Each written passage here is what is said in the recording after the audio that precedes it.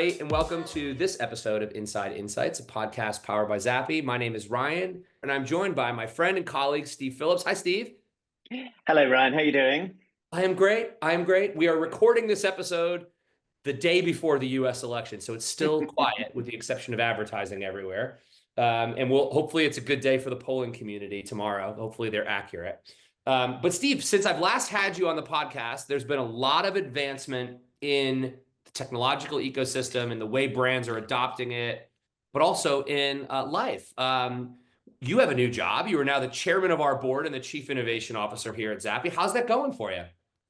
It's good. It's good. As you know, Ryan, I've been wanting to sort of back away from the day-to-day for a while and do what I'm most passionate about, which is broadly innovation, but also specifically integrating AI into our offering and maximizing the capability of us as a technology company, but also, probably more importantly, maximizing the value of our clients' data on our systems.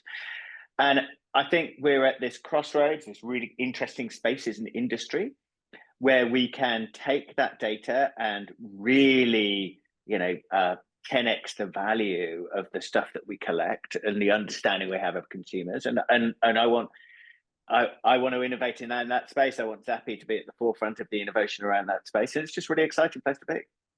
Yeah, it is. And so I also am doing something different, which you probably read from some of our announcements, but I'm spending all my time now thinking about our customers. So that means two things.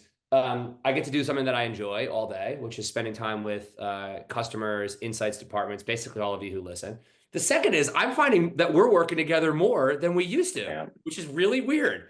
It turns out that you need together. It turns out you need to keep innovation and customers really close. Who knew? Who knew? No, so it's great. It's really great, and we're very. Let's be honest, Ryan. I know there's a lot of credit to you here, but we've got some amazing clients who like innovating with us and like experimenting and are prepared to put the time and the effort in to see it. And you know what experimenting is like, right? So sometimes it fails, and you've just got to be okay with that going in and say, yeah, I know sometimes it will fail, sometimes it will fuck up, but sometimes we'll create really exceptional value. And I think we're on one of those terms at the moment. I think you're right. So shout out to our new boss, Aaron, for letting us play all day, and so he can deal with running the company and we can focus on what we love to do. I wanted to say something before we dive in. So for everybody listening, I've been making a point the last several seasons to bring Steve in one episode a season because there's so much changing around the landscape of AI. But I wanted to start with something that I view as really positive, and I wanted to get your thoughts on this. Ever since I got into the consumer insight space, there's been two constants: a passion for consumer centricity, because I know it leads to growth, and a frustration at our lack of ability to get out of our own way when things are moving. This time feels different. A couple of weeks ago, we were in New York City together. Truth is, we had several pints of Guinness together also, which I really enjoyed, by the way. But we had a conference with a bunch of our customers, and I remember sitting in the audience thinking to myself, holy shit, insights are actually leading AI in a lot of their work inside the company. Most insights people that were there are either chairing or are core parts of the company's internal AI initiative. And it was very validating, I think, for a lot of stuff you and I talk about, which is the consumer data is the superpower and AI is a great enabler. And the fact that insights departments with varying degrees of corporate governance and comfort are leading their adoption is something I've never seen this industry do. And so I wanted to give everybody credit for leaning in and really driving change from the front, because that's not been something I've often given you all credit for. But I think you would probably agree, right? Are you seeing the same thing? Yeah, completely. There was this survey from the AMA that came out the other day that said of all of the different disciplines within marketing, market research was the one that was most advanced in terms of AI usage. And I think that's because we're in such a good position, right? So if you think about the data streams going into a CMO's tech stack, there's a lot of really big data, but that data can be quite boring and very singular. Like, do you make the button red or yellow on your website to increase clicks? And, yellow increases it by 0.012 or something like that. So lots of big data, that is useful, but it's not rich data. And the thing about consumer insight data is really rich. We really understand people. We understand what they like, what they don't like, why they're attracted to brands, why they buy into a category. The problem we've had is that individual projects are too small, right? They're 200 people, Yeah. 400 people, right? So they're small data, small, rich data. What we're now in a situation is that we've got a platform where you're storing all of that data together. And if you combine all of that data, suddenly you have rich, big data. And that is what really powers AI. That's what excites the algorithms. That's what makes AI really understand a category, understand a target audience, and be able to become really interesting at innovating and creating new things. So we own that as insights. We're at the forefront of what AI models can do if we integrate that data properly. And so it's just a terribly exciting time to be in insights and here. It really is. And like we talk a lot as Zappi around the need to be kind of systemic in your thinking, right? You answer a certain amount of questions. What's the way in which you use various technologies, vendors, thought partners to capture that data so that the data goes to work for you? And we obviously have the benefit of working with some amazing companies, and the companies who have listened to us and are doing that are in a position now where they're actually step changing the way their company does innovation. We have several examples where there's implementers, there's strategic consulting agencies, there's big brands, there's CMOs and CIOs who are leaning on insights to fundamentally change the way companies do breakthrough innovation. I talked about this last week on my newsletter. But Steve, I think you've got a really important vision of what innovation should look like with consumer data at the center, with AI enabling productivity. So take us through some of the work you've been doing with some of our more progressive customers around actually fundamentally changing this legacy mindset of linearity to bring the right products to market faster. Yeah, sure. And I should say, you say it's my vision. Really, it's the vision of a group of people. It was kicked off originally by a client or a potential client, and we've been iterating over the last year with this. So it's definitely not mine. It's a collective vision. And the initial idea, again, as I said, came from a client, was I've got all this data sitting in Zappi. Wonderful. I know what people like about products, what people don't like about product, what attracts them, what type of products they own there. It's all tagged. So I've got this wonderful data out there. Can I go to that data and say, let's create a new product based on all the insights that I've already got, right? So I've got all this insight in this category. So we thought, oh, that's interesting. Let's try and do that. So we probably had our first workshop around this maybe a year ago. And it was basically putting the client's data in between an AI algorithm and an AI UI. And it was really interesting. We got some interesting results. So some of them were brilliant. Some of them were utterly stupid and crazy. And so we've been refining the system ever since. And what we found is that if you, let's say you want to create a new beer brand for young men in Texas, if you have tested beer brands with lots of young men in Texas, then you have some great data on which an AI can create a new product. But that new product may be completely wrong for your brand. It may be against some of your guidelines. It may look and feel different to what you're used to. So there's a whole range of reasons why that might be the wrong idea, but it will create ideas that have consumer centricity at their heart. And so that was the first step in our new sort of innovation system that we launched last week.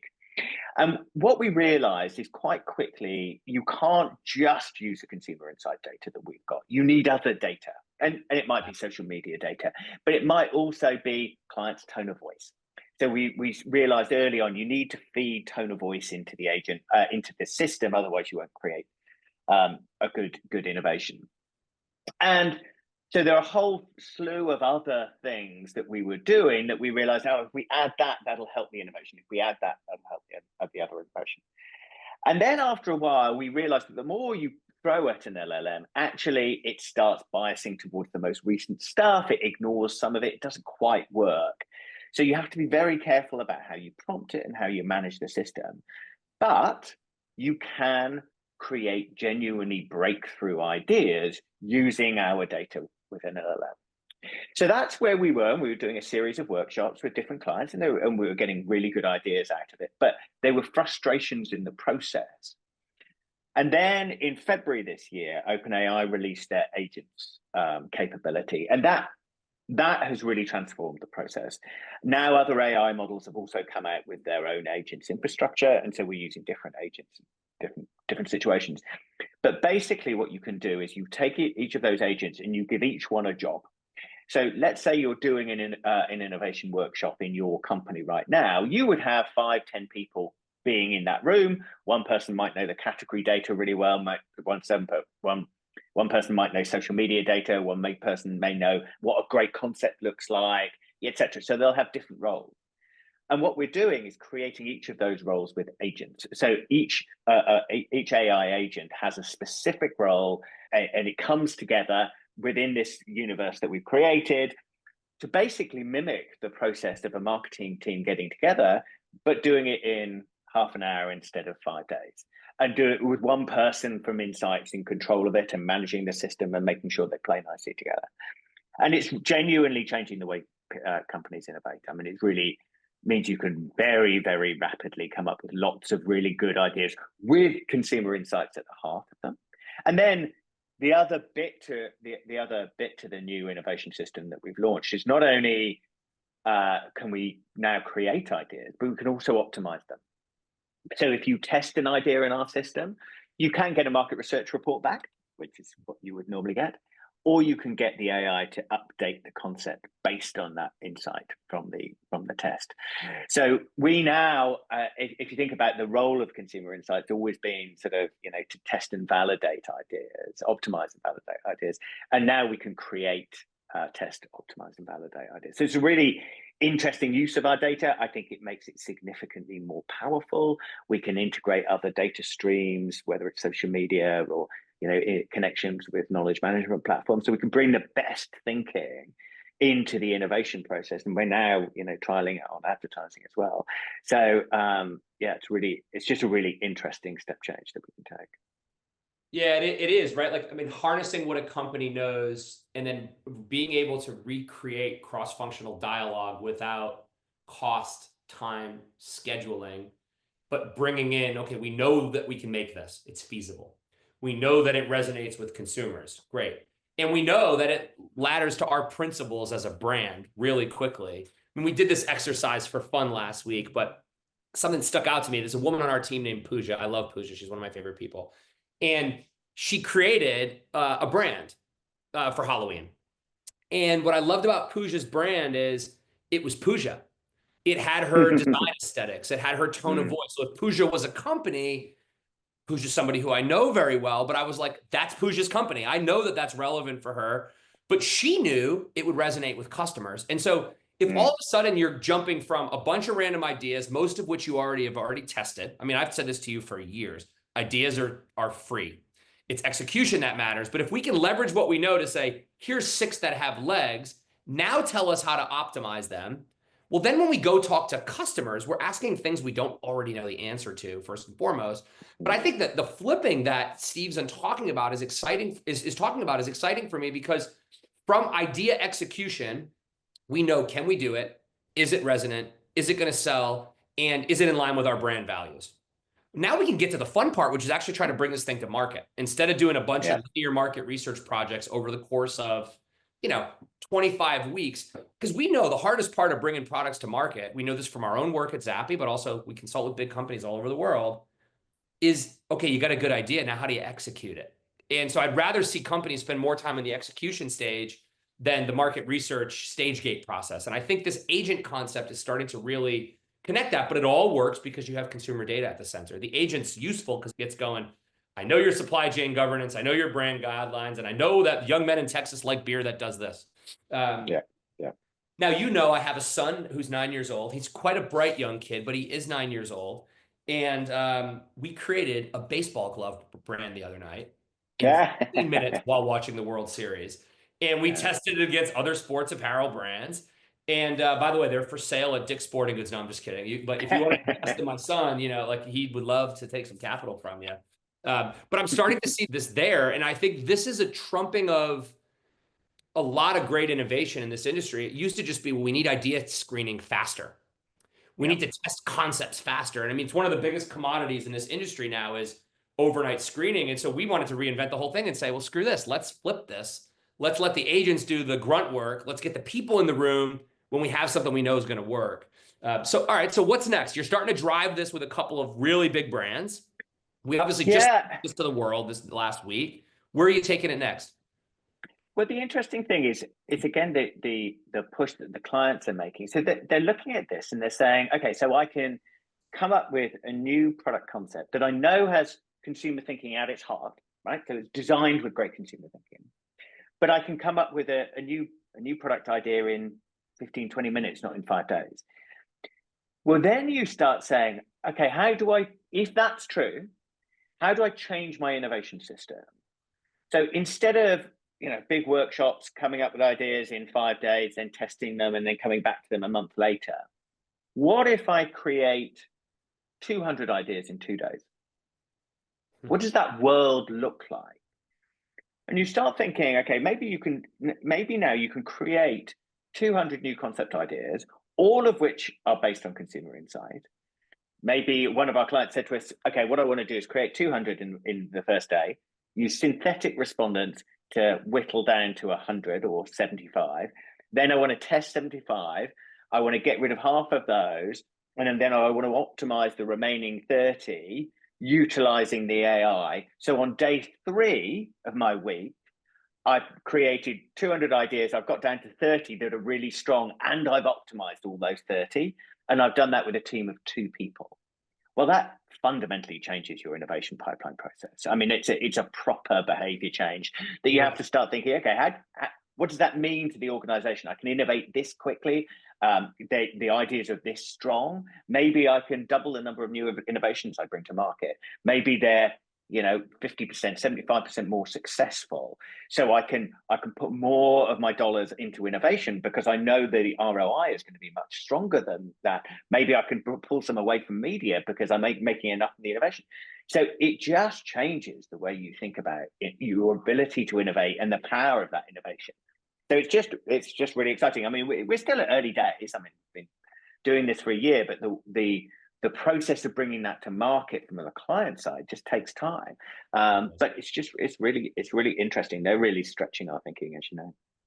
Yeah, I think it's exciting. I mean, everybody's been rolling out the old Nielsen 50% of products fail chart from 1987 for a long time, and faster, cheaper mousetraps didn't change the problem.